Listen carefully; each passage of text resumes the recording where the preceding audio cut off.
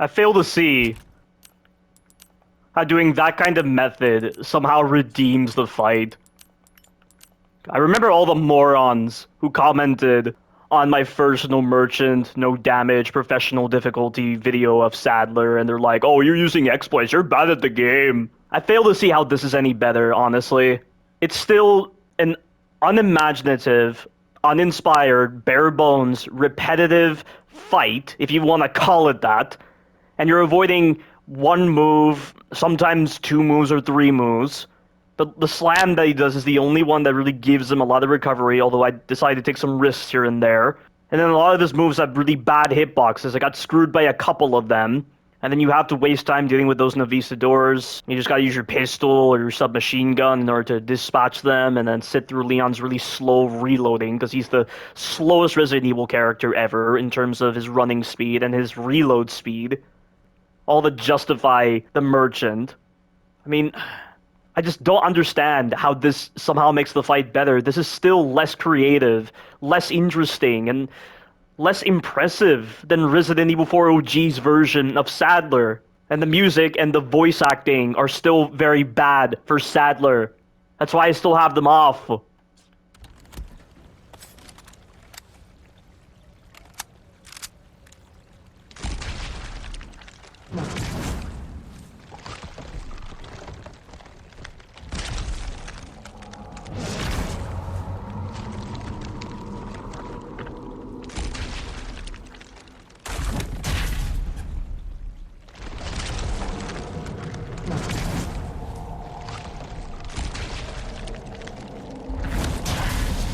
And you have this fantasy sequence.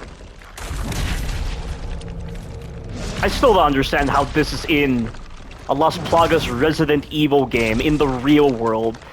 This feels like something out of the realm of consciousness.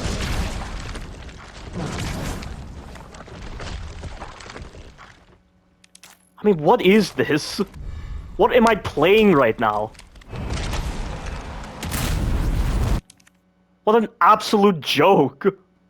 And then the Vistadors are given priority, or they're given great importance during the sequence if Sadler's gonna be summoning them. Like there's somehow a very important BOW to consider in the story of Resident Evil 4 Remilk. Even though they have nothing to do with the Las Plagas. They were apparently a bunch of larvae born inside of human wombs, and these humans had drunk a bunch of black liquid that we have no explanation for. What the hell does this have to do with the Las Plagas? I don't understand. It's so nonsensical. It's just so bombastic and over the top for no reason at all. And I know people want to say, oh, Resident Evil 6 is a more bombastic game, but no, it isn't.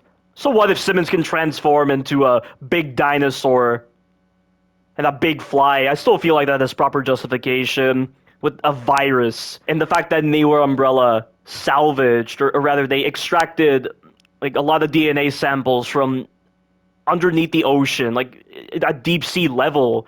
So there is a lot of that kind of DNA from like the prehistoric era, or something like that. Like that I can understand. At least they try to provide an explanation for this. They just give no explanation for this whatsoever. And then with the gameplay is just so bare bones and so uninteresting. You're just staying close. I don't even know if the way I fought him just now was even the normal way. I cannot establish what the normal playstyle for Sadler is. I mean, they give you this arena that it makes it seem like you're supposed to be running and then keeping your distance, but there's so many dead ends, and Sadler is so much faster than you. And then when you get to that one part of the arena where you have to press the button, it takes forever for the platform to appear, and this gives Sadler plenty of time to get to you. There's no ladder anywhere else. You have just that platform on that one side. And you have him jumping all over the place. You have him doing his running attacks. You have him doing his acid attacks, and the audio quality is just so bad. You can't tell he's doing the acid attack unless you turn your camera towards him. And then when he decides to go into those cutscene moments where he's just bouncing around the arena and he destroys platforms, the pre-alpha takes camera control away from you, and if there are no Vistadors around, they can attack you during those cutscene moments. And then when he jumps onto that central platform to do his summoning move, for some reason, the pre-alpha chooses to take camera control away from you to showcase to these players, because apparently New Capcom wants to treat you like a child, that, oh, he's about to do some very dangerous move. You better stop him while you can. Well, I'm trying to stop him by shooting his eyeballs, but every time I'm trying to shoot his eyeballs, the game takes camera control away and locks onto center mass, and even when it does give me control of the camera back, I can't move the camera for a bit to hit his eyeball, so he has plenty of time to summon an Avisador, which is why I have to use the flash grenade in order to actually stop him from doing that move. And if he does that move, additional eyeballs will spawn, and he gains access to more moves that have even more horrendous hitboxes to them. Like, do you just keep your distance from him? Are you supposed to be staying close to him? Are you supposed to be doing an exploit? Because of how easily accessible that exploit is. I mean, what is the normal way to fight Sadler? Or the fourth option, just use the rocket launcher against him. Nothing about this so-called fight feels polished or finished, or worthy of a gold standard for release. It still feels like an unfinished fight. It's an unfinished mess. Toxic waste dump is what it is. On the story side, on the character portrayal side, on the voice acting side, on the gameplay side especially. Just because I didn't use exploits here doesn't mean, oh, I have a new understanding of Sadler, I'm gonna respect him now. I still have no respect for how much they butchered Sadler in this so-called remake, which is more so of a remilk and a pre-alpha. What an absolute joke. Easily the worst final boss I have ever seen in a mainline Resident Evil game. I expect this kind of boss quality in a side game, like in Revelations 2.